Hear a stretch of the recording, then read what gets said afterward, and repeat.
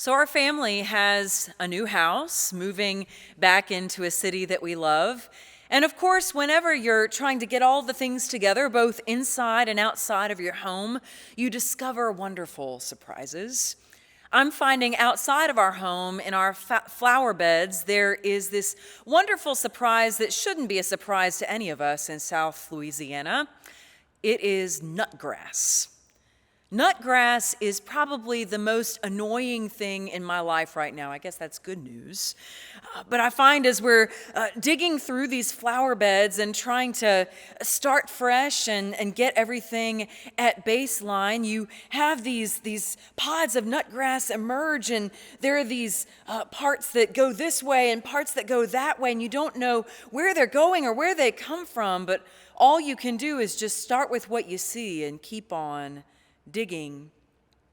Nutgrass is certainly resilient. And in fact, if you dig down deep enough, you can find it to be a hopeful metaphor too. In the fact that nutgrass is really the kind of thing that can thrive and find its way through any circumstance in which it is placed, even through cement. So I wonder for us today, how can we find that kind of unrelenting resilience in life? And I believe that part of that resilience for us comes from the invisible but very tangible reality of hope.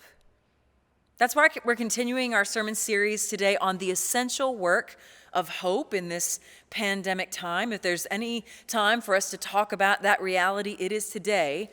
And so last week, I talked with you a little bit about how hope is informed by our past. Next week, we'll be talking about the future. Reverend Allie is going to bring a word for us today about how the future has a strong, in fact, inseparable relationship with hope. And today I'll be talking about how hope is really born and grown in the present. So I want to suggest to you that hope is simply what it is to be human.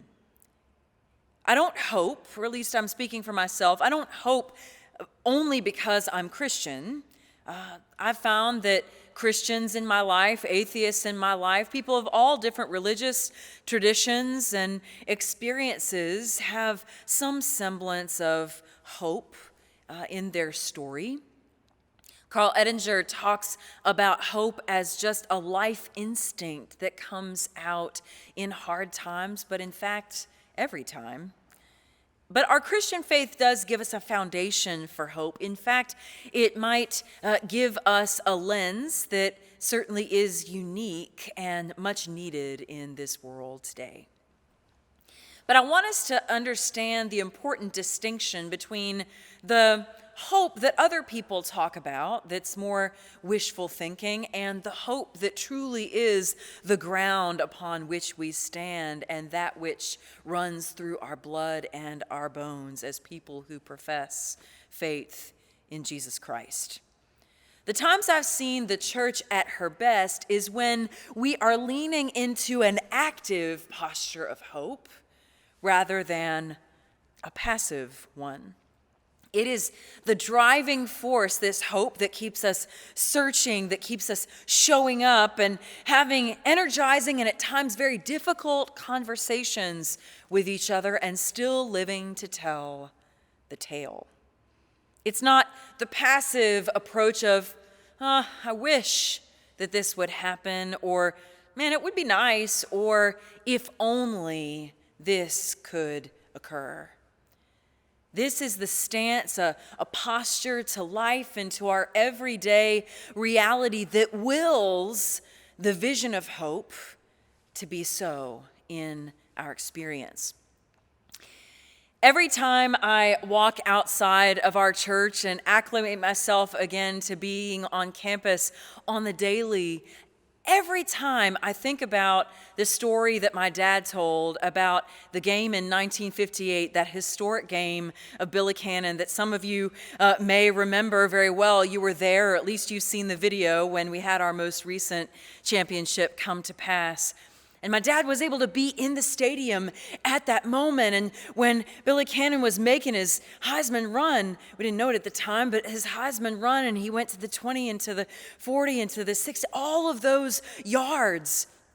And you could hear just the swell on the video, and he was talking about in person being able to see people stand up and begin to lean in and just wait with bated breath. And then when he crossed over that touchdown line and made that goal, they just erupted into complete energy and hilarity and excitement, and he lost his dentures.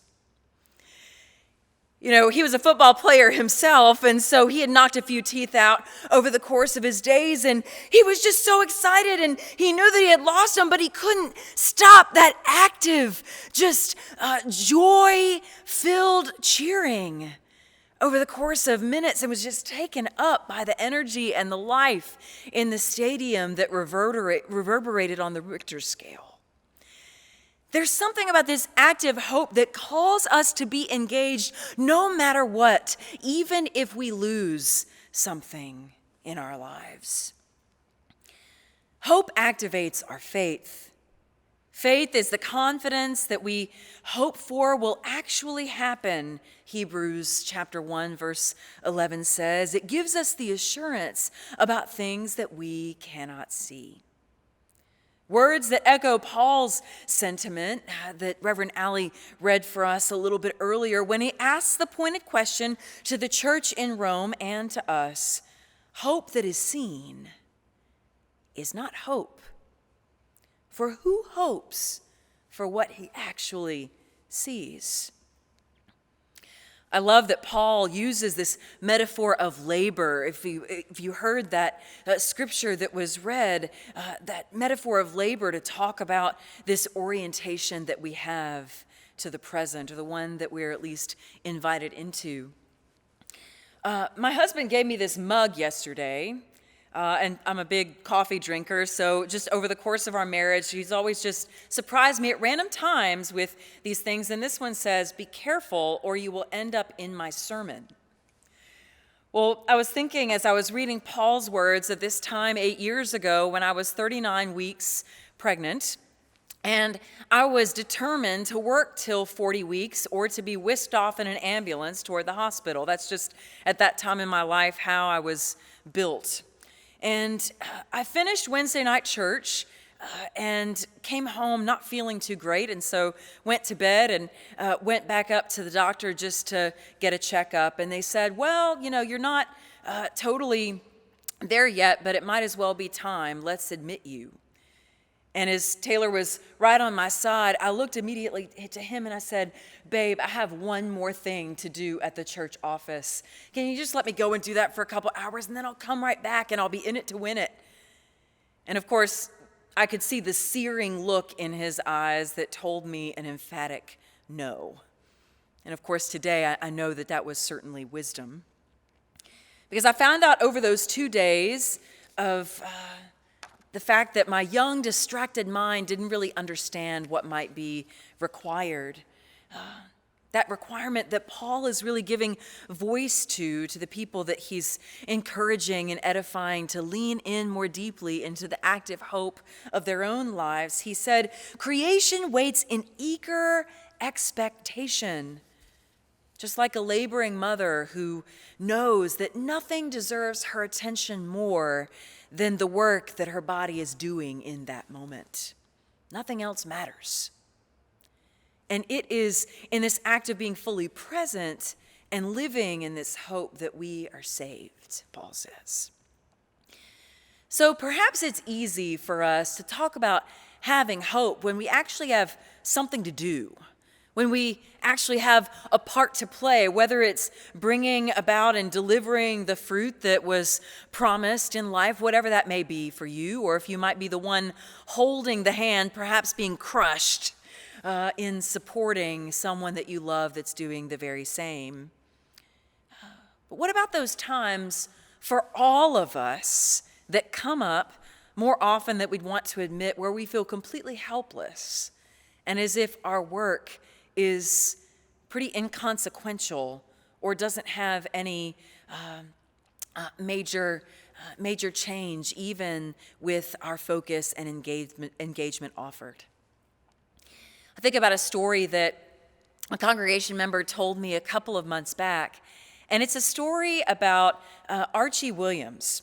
Some of you may have come across him. He was a singing contestant on America's Got Talent, and he is a contestant from Louisiana that has a powerful witness of being incarcerated in Angola, just down the way, for 37 years.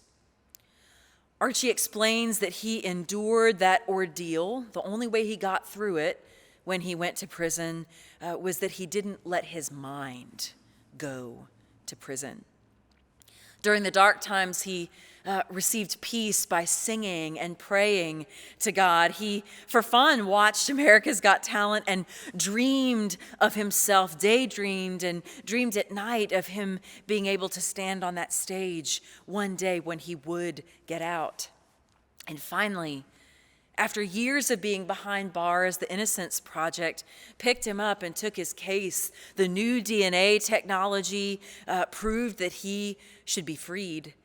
And it was hope, especially an active hope in his life that truly kept him alive in body and mind and heart and soul. One of the theologians that has talked about this reality of hope in the present for us, one of the ones that I think has done some of the most powerful work in theology around hope is Jurgen Mulman.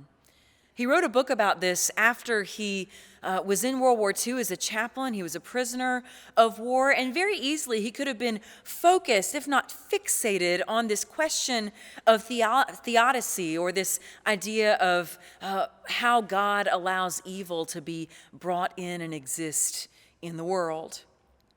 But even out of all of his unbelievably difficult experiences, it led him to focus again on hope. And he says these words that I think are profound for us as we reflect on this today. Christianity is hope, he says, forward-looking and forward-moving, and therefore also revolutionizing and transforming the present. This eschatological hope is not just one element of Christianity, but it is the medium itself of Christian faith, the key in which everything else is set, the light that suffuses everything here, makes it glow in the dawn of an expected new day. What he's saying is the Christian life, it isn't about what will happen one day, like that wonderful hymn that I know I love to sing at the top of my lungs when we all get to heaven. But it is instead what is happening right now, how Christians should live right now in light of the future of God's promises that we can cooperate in and achieve today. We don't speak of a different world that is coming and is going to be superimposed upon this dirty and harsh reality in which we live. It is a renewal of this very reality from the inside out. Christian faith for us in this light says that there's no way that we can deny this world of our attention or of our very time. For all we are and all we do is influenced by Christ's resurrection, an event that told us that the promises of God are signed and sealed and delivered by a God that took on flesh and stayed present in the midst of our pain. It's not a mistake that this cross up here in our holy spaces is here. We don't have a gilded golden throne of the heavenly realms or even an open tomb. It is truly the cross that is the sign of our intention for life every day and what we are primarily called to live in this moment. I want to suggest to you that the future of our church, University United Methodist Church, the global church, and the world itself is directly related to which posture we individually and collectively take. Whether our congregation has an active or a passive orientation to hope in our life together right now. Even in this pandemic time, it asks us the question, it's so easy for us to sit back on our couch and just relax, waiting for a day when we might re-enter. But what are the opportunities to be Christ that we might be missing in the moment? Orientation to the present, even when it seems like it is absolutely useless, or that there's nothing more we can do, it is sometimes the most holy work that we can be about. Greg Taylor is a pastor that was most recently in Houston, but he just moved up to the Minneapolis area about 3 blocks away from where the Floyd killing happened. And Greg talks about a time in his pastoral ministry where he went to go visit a list of patients, many of them that he didn't know, and he walked into one room and realized that he was encountering a patient that had Lou Gehrig's disease, what we would know to be as ALS. I know we have a member of our church that has been afflicted with that, so perhaps your heart might be with my heart to know the pain of even just seeing someone go through that, especially one that we care about. And he went into the room, and of course this man was in the more end stages of his time, and so he was emaciated. His eyes were kind of sticking out in some way, and it seemed like he was uncommunicative. And Greg, in his pastoral life, described the fact that just in that very moment, he had never had his hope rush out of his body in a way that it did when he saw this man without saying a word. And it was such a feeling of despondency that he literally had to turn out of the hospital room and walk away and get into his car. The next couple of days, he felt the prompting from God to go back. And so he went into the hospital, walked up the stairs, and went into the room and went straight up to the man and said, "I am sorry. I owe you an apology. Can we start again? I would love to get to know you." And the man gave a very direct and succinct set of 2 blinks. He realized that this patient could actually communicate well. And so they started to have conversations in a yes and no fashion. And even over those days, he learned to be able to look at a board of the alphabet and be able to point to each letter. And then when it came to the letter that the patient would like to actually put down to make a word or a phrase or a sentence, they took the time to be able to find out what this patient, his becoming friend, was thinking. But he describes the very first words that this newfound friend said. As he went across the letterboard, the first set of 2 blinks that he received was on the A, and then on 2 L's, and it went on and on. And by the end, the message that was given to Greg, a word that he needed for himself, was all things are being made new. Wonder if we need to hear that word today. I know I do. And so I wonder if we can start from exactly where we are, knowing that we're all knotted up and we've got all sorts of different roots in different places. We don't know where all they lead, but let's start where we are, just like nutgrass, wondering where those shoots might lead us underneath the surface of our lives. What if we allowed ourselves to practice staying present to the now and what God might be asking us to truly pay attention to? We all need to develop this discipline more deeply. I do, you do. I wonder if we took a moment today just to reflect, whether it's centering prayer or if you take a minute in silence. What hopeful moments in the midst of all that we are holding together, what hopeful witness can you give? What are those signs of hope, those shoots of hope up from a dark ground can you see emerging from even the toughest of circumstances today. I'd love to hear about them, those that come to your mind and to your heart. And so my email address is at the bottom of the screen. And again, as you come to notice them over the course of these next days, share them with me. I want to find out what God is doing in your life. And I'll continue to share what's happening in mine. When we say that the victory has already been won for us in the gift of Jesus Christ, in the power of the cross, in the present, that means, truly, friends, that we have everything that we need for the road ahead. We have everything that we need to withstand whatever obstacles or seeming setbacks that come our way. We don't need to find that resilience. It's already within us, even now. May we believe today and all days in that power that goes beyond our own ability, that it's available for this moment. In the name of the Father and the Son and the Holy Spirit, amen.